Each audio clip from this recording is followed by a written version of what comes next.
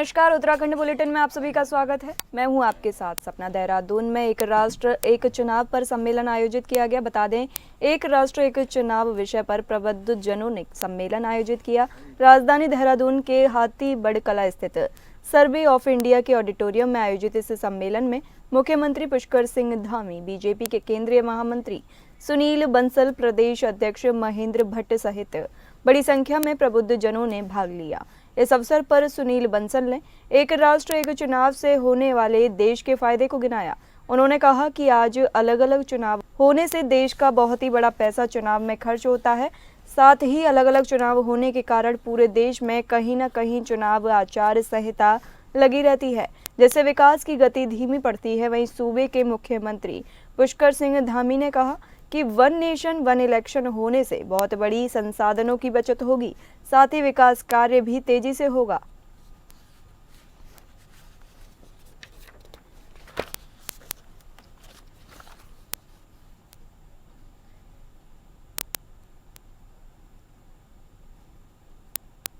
One nation one election और प्रधानमंत्री के नेतृत्व में देश के अंदर अनेक ऐतिहासिक निर्णय लिए हैं जो मील के पत्थर साबित हुए हैं। देश की आज़ादी के बाद देश को जिनकी आवश्यकता रही है, जिनकी जरूरत रही है, और वन नेशन वन इलेक्शन होने से तमाम प्रकार का जो संसाधनों की बचत होगी, जो हमारी अनेक धनराशियां जो खर्च होती हैं, खर्चों के समय की बचत होगी, विकास कार्य जो बाधित होते हैं, बार बार आचार संहिता लगती है, बार बार उनके लिए काफी लंबा समय लगता है, योजनाएं पूरी नहीं हो पाती हैं। और 5 साल के कालखंड में हर बार कभी विधानसभा के चुनाव में आचार संहिता लगती है, लोकसभा में लगती है, त्रिस्तरीय पंचायत चुनाव में लगती है, निकाय के चुनाव में लगती है।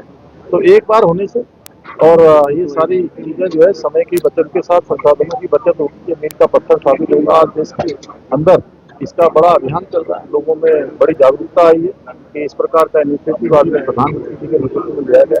निश्चित रूप से ये देश के अंदर संसद में आएगा, उसके जो कमेटी है उसने अपना रिसर्च करने के बाद इस प्रस्ताव को लोकसभा में पेश किया। आने वाले समय में ये निश्चित रूप से देश में लागू होगा, तो एक मील का पत्थर साबित होगा। उत्तराखंड चारधाम यात्रा की शुरुआत हो चुकी है। वहीं मौसम भी अब करवट बदलने लगा है। जैसा कि मौसम विभाग का पूर्वानुमान था कि उसके अनुरूप ही पूरे प्रदेश भर में बरसात देखने को मिल रही है। जहां एक तरफ बरसात ने उत्तराखंड के जनमानस को गर्मी से निजात देने का काम किया है, वहीं दूसरी तरफ उत्तराखंड के लिए कई बार यही बरसात चुनौती भी बन जाती है। आपदा सचिव विनोद कुमार सुमन ने जानकारी देते हुए बताया कि आगामी वक्त में मानसून के दौरान आने वाली चुनौतियों के लिए विभाग अपनी तैयारियों में जुटा हुआ है। आपदा कर्मियों को उपकरणों को चलाने की ट्रेनिंग दी जा रही है।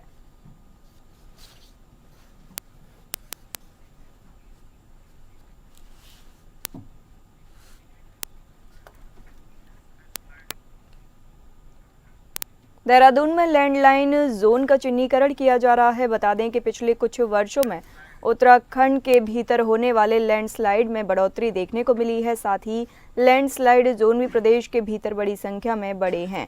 आपको बता दें कि लैंडस्लाइड जोन उस जगह को कहा जाता है जहां पर अमूमन भूस्खलन की घटनाएं सामने आती हैं। उत्तराखंड शासन ऐसे क्षेत्रों का चिन्हीकरण कर उत्तराखंड में बढ़ रहे हैं। लैंडस्लाइड जोन की संख्या को नियंत्रित करने के प्रयास में जुटा हुआ है। आपदा सचिव विनोद कुमार सुमन ने बताया कि जो छोटे लैंडस्लाइड जोन है उन पर शासन स्तर से कार्रवाई लगातार जारी है और जल्द ही निराकरण भी कर दिया जाएगा। हालांकि कई ऐसे क्षेत्र भी हैं जहां पर समय लग सकता है। कितना समय लगेगा ये निश्चित रूप से नहीं कहा जा सकता। ऐसे क्षेत्रों के लिए बजट की व्यवस्था भी की जा रही है। इसके अतिरिक्त यदि यात्रा के दौरान भूस्खलन आने की वजह से यात्रा रूट बंद हो जाता है तो यात्रियों की सहूलियत के पुख्ता इंतजाम भी करने का प्रावधान रखा गया है और जल्द से जल्द रूट को खोलने के लिए आपदा विभाग की टीम मौके पर मौजूद रहेंगी।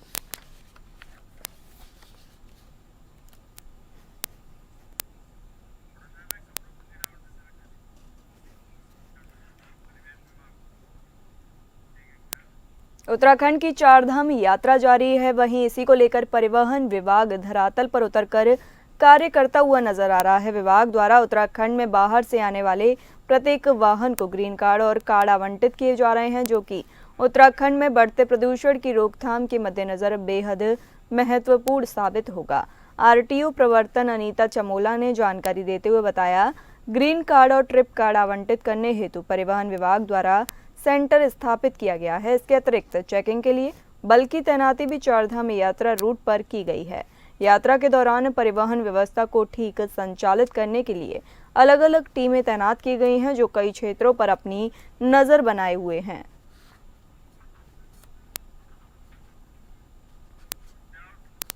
बता दें कि उत्तराखंड की चारधाम यात्रा जारी है। इसी को लेकर परिवहन विभाग धरातल पर उतरकर कार्य करता हुआ नजर आ रहा है। विभाग द्वारा उत्तराखंड में बाहर से आने वाले प्रत्येक वाहन को ग्रीन कार्ड और कार्ड आवंटित किए जा रहे हैं, जो कि उत्तराखंड में बढ़ते प्रदूषण की रोकथाम के मद्देनजर बेहद महत्वपूर्ण साबित होगा। आरटीओ प्रवर्तन अनीता चमोला ने जानकारी देते हुए बताया कि ग्रीन कार्ड और ट्रिप कार्ड आवंटित करने हेतु परिवहन विभाग द्वारा सेंटर स्थापित किया है। इसके अतिरिक्त चेकिंग के लिए बल की तैनाती भी चारधाम यात्रा रूट पर की गई है। यात्रा के दौरान परिवहन व्यवस्था को ठीक संचालित करने के लिए अलग अलग टीमें तैनात की गई हैं, जो कई क्षेत्रों पर अपनी नजर बनाए हुए हैं।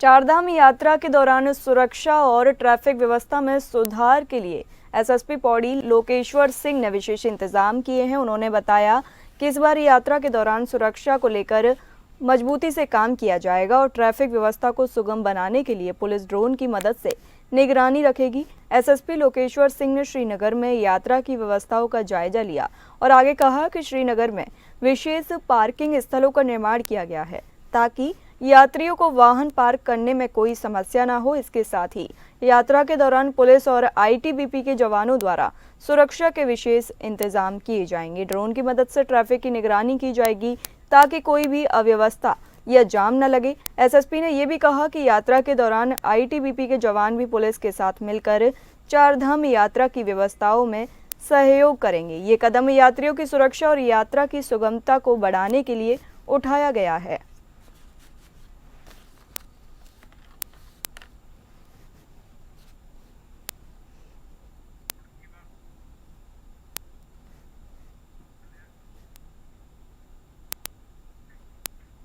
रुड़की में हरिद्वार रोड पर स्थित एक होटल में दिल्ली निवासी समाज सेविका डॉक्टर शालिनी अली के द्वारा वक्फ सुधार जन जागरण अभियान के चलते प्रेस वार्ता का आयोजन किया गया है। इस प्रेस वार्ता में डॉक्टर शालिनी अली के द्वारा कहा गया कि मुसलमान कुरान शरीफ और शरीयत के अनुसार नहीं चल रहे। मौलानाओं के द्वारा उनके सामने कुरान शरीफ और शरीयत को गलत तरीके से पेश किया जा रहा है। उन्होंने कहा कि इसका उदाहरण 3 तलाक है। जिस तरह से 3 तलाक दिया जा रहा था, ऐसा कुरान शरीफ में नहीं लिखा है। बताते चले कि वक्फ सुधार जन जागरण अभियान के चलते दिल्ली निवासी समाज सेविका शालिनी अली के द्वारा हरिद्वार रोड स्थित एक होटल में प्रेस वार्ता का आयोजन किया गया है। इस प्रेस वार्ता में उन्होंने कहा कि वक्फ पास होने से पहले वक्फ बोर्ड और कुछ राजनीतिक दलों के नेता लव जिहाद का कार्य करने में लगे हुए थे। उन्होंने कहा कि जो राजनीतिक दलों के नेता इस बिल का विरोध कर रहे वो सब लव जिहाद का कार्य कर रहे थे। इस प्रेस वार्ता में मुस्लिम समाज के कई लोग मौजूद रहे।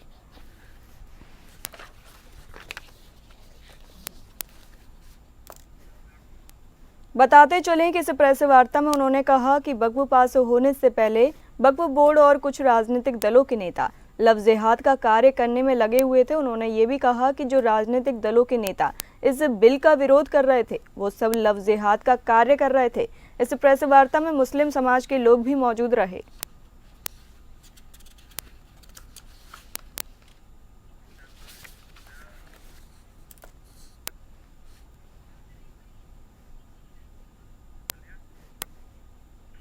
उत्तराखंड की राजधानी देहरादून के लिए कूड़ा निस्तारण एक नई चुनौती बन गई है। देहरादून शहर में प्रवेश करते ही कारगी के पास लगा कूड़े का ढेर न सिर्फ गंदगी और बीमारियों को आमंत्रण देने का काम करता है, बल्कि ये ढेर शहर के भीतर आने वाले लोगों के मन में देहरादून की छवि भी धूमिल करने का काम करता है। इसके अतिरिक्त शीशाबाड़ा डंपिंग जोन भी स्थानीय निवासियों के लिए एक चिंता का विषय बना हुआ है। वहां से कूड़ा निस्तारण करने के लिए कई बार शासन प्रशासन को अवगत कराया गया है। हालांकि अभी तक पूरी तरह से निस्तारण इस समस्या का नहीं हो पाया है। देहरादून मेयर सौरभ थपलियाल के अनुसार दोनों ही जगहों पर फिलहाल नगर निगम कार्य कर रहा है और जल्द ही कूड़े का निस्तारण कर दिया जाएगा। हालांकि ये वादा दून वासियों से काफी वक्त से भी किया जा रहा है। धरातल पर कब पूरी तरह यह कारगर होगा, इस विषय में कोई भी कुछ कहने को तैयार नहीं है।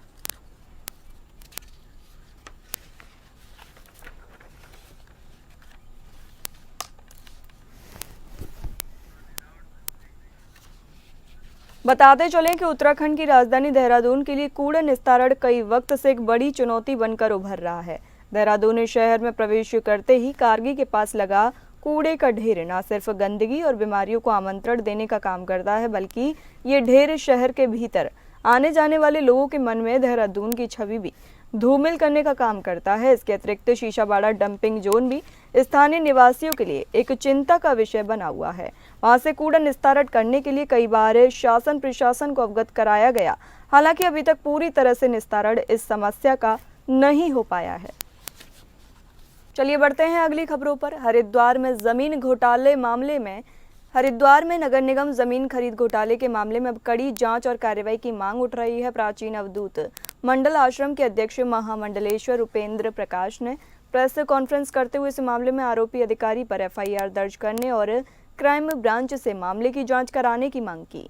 महामंडलेश्वर स्वामी रुपेंद्र प्रकाश का कहना है कि निचले स्तर के अधिकारियों को सस्पेंड करके आईएएस अधिकारी को बचाने की कोशिश की जा रही है। घोटाले में मुख्य भूमिका निभाने वाले अधिकारी पर भी कार्रवाई होनी चाहिए। साथ ही लैंड यूज चेंज करने वाले राजस्व विभाग के अधिकारियों की भूमिका भी संदिग्ध है।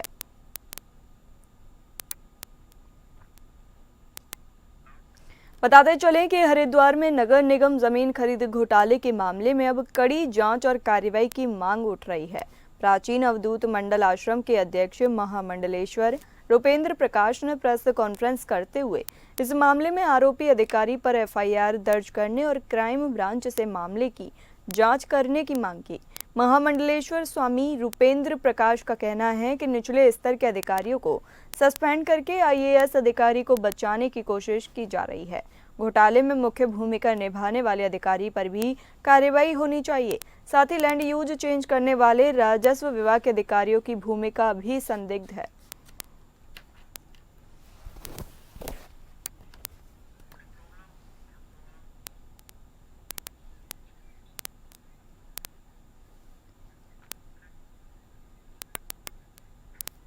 पौड़ी में दुर्घटनाओं को राजमार्ग निमंत्रण दे रहा है। बता दें कि राष्ट्रीय राजमार्ग 309 पौड़ी श्रीनगर लगातार वाहन दुर्घटनाओं को निमंत्रण दे रहा है। इस मार्ग से होते हुए प्रतिदिन सैकड़ों वाहन गुजरते हैं, मगर अब तक इसकी सुध लेने वाला कोई नहीं है। जबकि प्रदेश के मुख्यमंत्री पुष्कर सिंह धामी द्वारा सख्त आदेश दिए गए थे कि प्रदेश की सड़कें गड्ढा मुक्त होनी चाहिए। उसके बावजूद एनएच की सड़कों की स्थिति बद से बदतर हालात में दिखाई दे रही है। वहीं राष्ट्रीय राजमार्ग विभाग द्वारा इस मार्ग को ठीक करवाने के लिए कोई पहल नहीं की जा रही है। ये नज़ारा बीते कई वर्षों से देखने को मिल रहा है। स्थानीय निवासी हरि कुमार ने बताया कि इस मार्ग से होते हुए जिले के कई आला अधिकारी से लेकर मंत्री और विधायक गुजरते हैं, मगर इसकी सुध लेने वाला कोई भी नहीं है। उन्होंने कहा कि इस मार्ग में कई दुर्घटनाएं भी घटित हो चुकी हैं, मगर अब तक विभाग इस मामले में गंभीर नजर नहीं आया है। अब जिलाधिकारी इस मामले में गंभीर नजर आ रहे हैं। जिलाधिकारी ने बताया कि राष्ट्रीय राजमार्ग 309 पौड़ी श्रीनगर मार्ग गड्ढों से भरा है, मगर विभाग द्वारा इन गड्ढों को भरने का काम लंबे समय से नहीं किया गया, जिस पर उनके द्वारा संबंधित विभाग को तलब भी किया जा रहा है।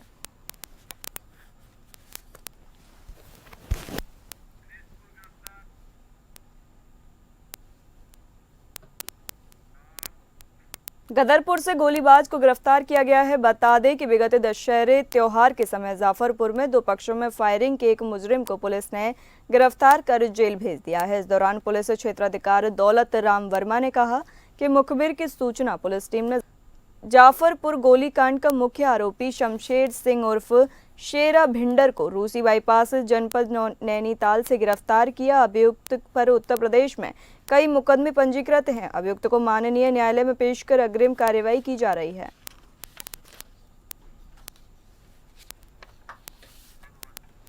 बताते चलें कि खबर दिनेशपुर से है। विगत दशहरे त्योहार के समय जाफरपुर में दो पक्षों में फायरिंग के एक मुजरिम को पुलिस ने गिरफ्तार कर जेल भेज दिया है।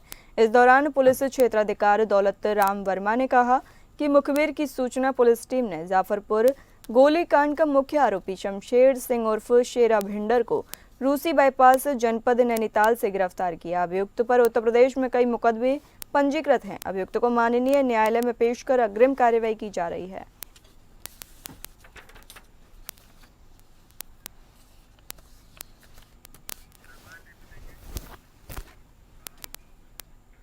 पूजा मंडल हत्याकांड से आक्रोशित होकर सितारगंज व्यापार मंडल ने बाजार पूर्ण रूप से बंद रखा। व्यापारी समुदाय ने मेन चौराहे पर एकत्रित होकर विरोध प्रदर्शन किया और आरोपी के खिलाफ सख्त कार्रवाई की मांग की।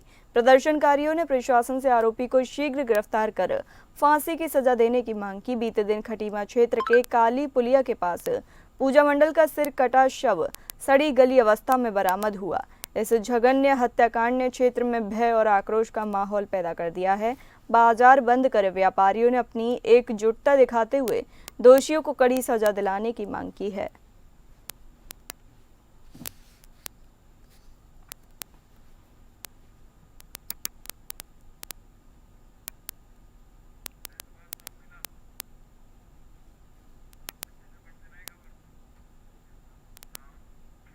हरिद्वार में अज्ञात शव मिलने से सनसनी फैल गई। आपको बता दें कि हरिद्वार में छोटी नहर से अज्ञात शव मिलने से सनसनी मच गई है। कनखल थाना क्षेत्र स्थित कृष्णा नगर की पुलिया के पास से अज्ञात शव मिला है। बारिश के चलते सिंचाई विभाग की ओर से छोटी नहर का पानी रोका गया।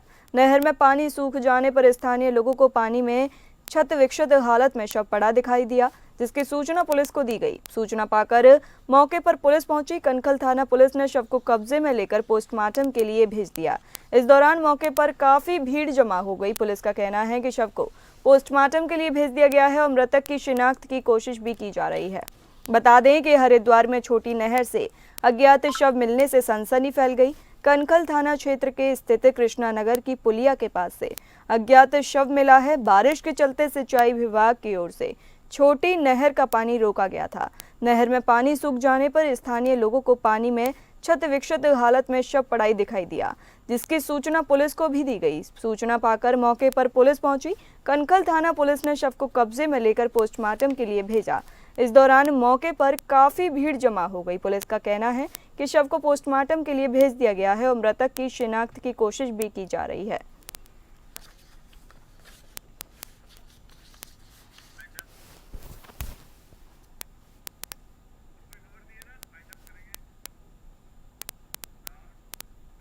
फिलहाल इस बुलेटिन में इतना ही। नमस्कार।